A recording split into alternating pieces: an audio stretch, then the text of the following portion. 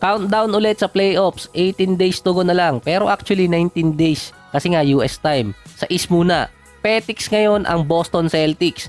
11 teams na lang yung natitira dito sa East. Yung Nets ang naghahabol na lang hanggang play-ins. Yung Boston, pwede na nilang ipahinga yung mga main players nila or i-load management, lalo na si Porzingis dahil mahirap na kapag siya ang na-injured. Fantastic season para kay Porzingis na meron 20 points, 7 rebounds, 37% sa 3-point area at siya ang best rim protector ngayon ng Boston. Si Holiday naman indefinite na mawawala sa lineup dahil sa tinatawag nilang dead arm.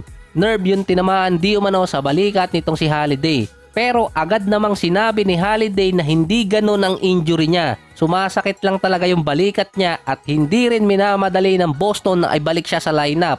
Aba, himala. Mas pabor din sa Celtics dahil nga pwedeng ibalik si Holiday kapag playoffs na. Pagdating din ng April 2, pwede na makapirma ng contract extension si Holiday dito sa Boston. So yung mga injury kasing lumalabas ngayon parang pang load management na ng mga teams para makaiwas din sa penalty at sa injury. So Petics muna dyan ng Celtics. Ang Bucks 3 wins away na lang dahil yung Miami meron na lang 10 remaining games. Ang Knicks at Cavaliers para sa security nila na hindi bumagsak ng below top 6 kailangan nila ng at least 5 panalo. Yan ay base sa 9 to 10 remaining games nila. Ang Orlando Magic naman at Indiana Pacers kailangan nilang manalo na nasa 4 games dahil yung 50% winning rate ng Miami magkakaroon sila doon ng 5 wins. Based sa winning rate na yon, estimated 44 wins pa ang pwede makuha ng Miami. Makakalawag ang Pacers kung makaka 45 wins agad sila doon habang may natitira pa sa kanilang 2 to 3 remaining games.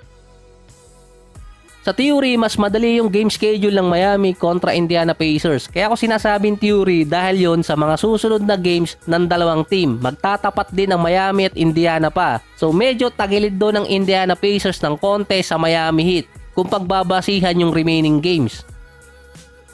Kung ganito pa rin ang mangyayaring seeding pagtapos ng regular season, ang Knicks makakatapat ang Indiana. Tinalo sila ng 2 beses na para matalo ng Knicks ang Pacers kailangan nilang mapababa ang scoring nila ng 100 points. Yung Cavaliers naman potentially makakatapat nila ang Orlando Magic. Sila yung youngest team na potentially makapasok sa playoffs dito sa East. Si Donovan Mitchell naman pwede na makabalik sa lineup ng Cavaliers. Sa West naman, 11 teams na lang din ang natitira. Yung Jazz eliminated na sa play-ins. Lamang kasi sa tiebreaker yung Golden State kontra sa kanila. Unang beses din nagkaroon ng 5-game winning streak ang Los Angeles Lakers ngayong season. Dahil doon, nabuhay pa ang chance nila hanggang number 6. 2-5 record ang lamang sa kanila ng Dallas. May 0.5 pa yon dahil sa tiebreaker. Sa 10 remaining games ng Dallas, 7 panalo ang kailangan nila para hindi bumagsak ng number 9.